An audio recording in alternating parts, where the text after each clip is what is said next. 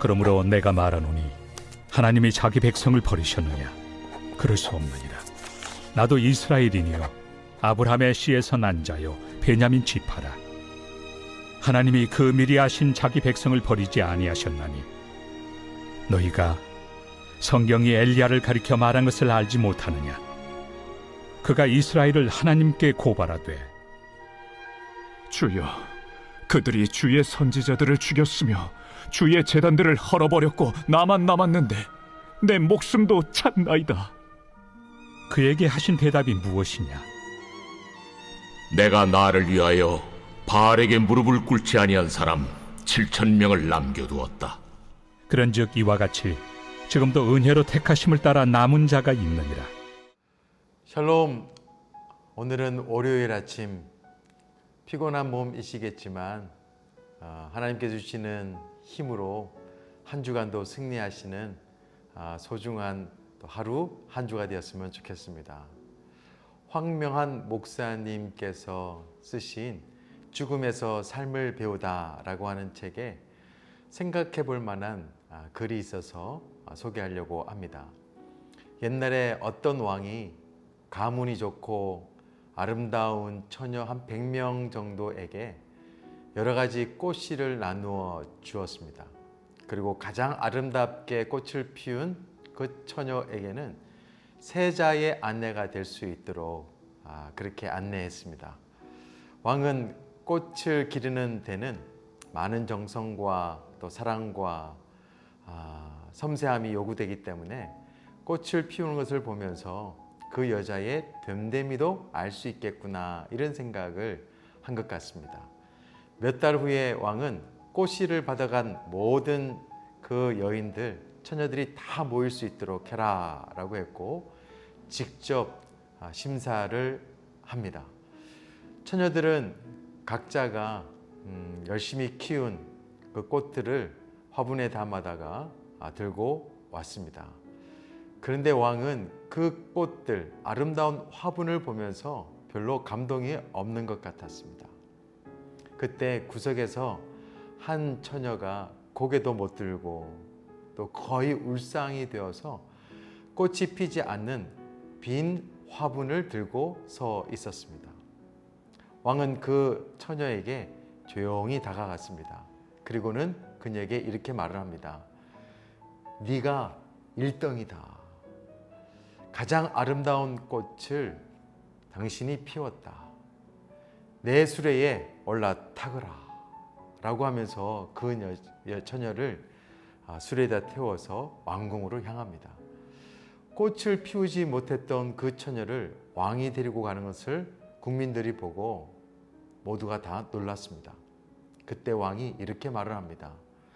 내가 나누어 준 씨는 끓는 물에 삶은 것이다. 그래서 절대로 꽃이 필 수가 없다. 왕이 원했던 것은 아름다운 꽃이 아니라 자기 스스로 꽃을 피울 수 없음을 고백하면서 빈 화분을 들고 오는 정직한 마음, 그 솔직한 태도였습니다. 그 마음이 꽃보다 더 귀하기 때문입니다.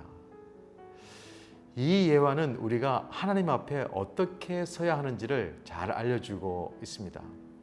로마 교회에는 주님께서 가르쳐 주신 복음이 아닌 다른 복음이 들어와 있었습니다. 최선을 다해서 율법을 지켜라. 그럴 때 구원을 얻을 수 있다. 이렇게 생각했던 사람들이 있었습니다. 그런데 그것은 구원을 베풀어 주시는 하나님과는 정반대의 생각입니다. 내 노력보다는 구원을 주시는 하나님의 생각과 뜻이 훨씬 더 중요합니다. 구원을 주시는 하나님께서 원하시는 것은 나의 선행이나 공적이 아니라 꽃을 피우지 못했던 그 처녀처럼 자기 의를 철저하게 포기하는 모습입니다. 그리고 하나님께서 찾으시는 사람은 하나님의 은혜를 알고 감사하는 사람들이에요. 하나님의 은혜를 아는 사람들은 나의 의보다는 하나님의 의를 중요하게 여깁니다. 나의 공적보다는 하나님의 은혜를 더 소중하게 여깁니다. 나의 실력보다는 하나님의 능력을 더 중요하게 여기며 살아가는 사람들입니다. 그 사람들이 바로 하나님께서 엘리야에게 하신 말씀, 바알에게 무릎을 꿇지 아니한 사람 7,000명과 같은 사람들입니다. 이 시대에도 남은 자들이 있어요. 바로 하나님의 은혜를 아는 사람들입니다. 하나님은 그 남은 자로 우리를 택해 주셨어요. 그 남은 자들이 바로 우리들입니다. 그래서 우리는 하루하루를 세상의 목적이 아니라 하나님께서 주시는 그 목적을 따라 살아가야 합니다. 시편 기자가 굉장히 의미 있는 말씀을 하나 했습니다. 시편 118편 17절 말씀. 내가 죽지 않고 살아서 여호와께서 하시는 일을 선포하리로다. 오늘도 우리는 남은 자로서 하루를 살아가야 합니다. 우리를 택하시고 남겨주시고 생명 주시고 은혜 주심에 대해서 감사하면서 하나님께서 하시는 일을 선포하고 동참할 수 있어야 됩니다. 내 주변을 돌아보면 슬픔과 외로움 가운데 사는 사람들이 있습니다.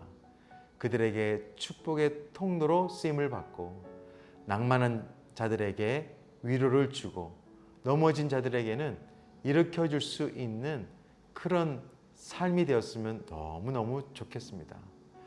은혜가 은혜답게 그리고 여러분의 삶을 통하여서 그 은혜가 흘러갈 수 있는 하루가 되었으면 좋겠습니다. 이게 남은 자들의 하루라고 생각되어집니다. 은혜 받은 자로서 또 하나님께서 택하여서 이 시대에 남게 해주신 그런 사람으로서 신실하게 살아갈 수 있는 복 있는 하루가 되기를 소망합니다. 우리 함께 기도하겠습니다. 하나님 아버지 감사합니다. 이 어려운 시대에 하나님의 은혜를 아는 자로 또 하나님께서 택하신 자로 남은 자로 살아가게 하심을 감사합니다. 오늘 하루는 정말 남은 자의 삶이 어떠한 삶인지를 직접 보여줄 수 있는 또 하나님 앞에 우리의 삶을 드릴 수 있는 복 있는 하루가 될 수 있도록 도와주옵소서. 예수 그리스도 이름으로 기도드립니다. 아멘.